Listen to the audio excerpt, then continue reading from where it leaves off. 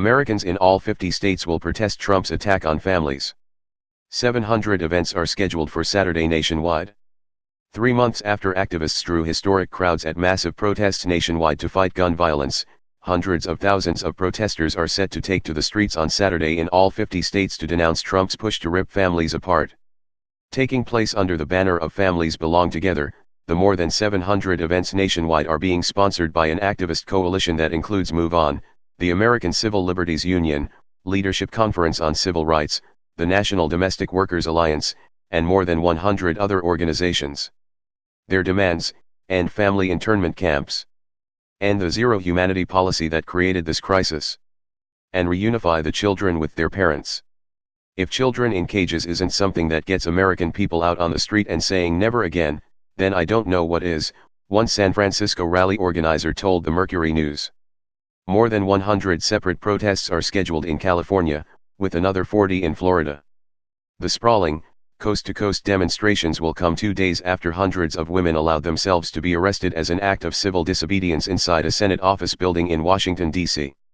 The Women Disobey protesters demanded an end to Trump's policy of separating children and babies from their families at the border. The ongoing humanitarian crisis was created by Trump and Attorney General Jeff Sessions, who implemented a zero-tolerance policy earlier this year of prosecuting every person who illegally crosses the border in federal criminal court. This drastic change from existing policy meant that all families making unauthorized border crossings, including those seeking legal asylum in the U.S., were separated, since children cannot be detained in federal prisons with their parents. This week, U.S. District Judge Dana Sabrov demanded all detained children be reunited within 30 days, and those younger than 5 years old within 2 weeks. "We are a country of laws, and of compassion," Sabrov wrote. "We have plainly stated our intent to treat refugees with an ordered process, and benevolence, by codifying principles of asylum." Despite that ruling, there appears to be no government process in place to make family reunifications happen in 15 or 30 days. Indeed, the border crisis shows no signs of abating. Trump has turned to the Pentagon to spend nearly $1 billion on his long-term plans to create sprawling tent cities across the country to hold nearly 120,000 detained immigrants on military bases around the country.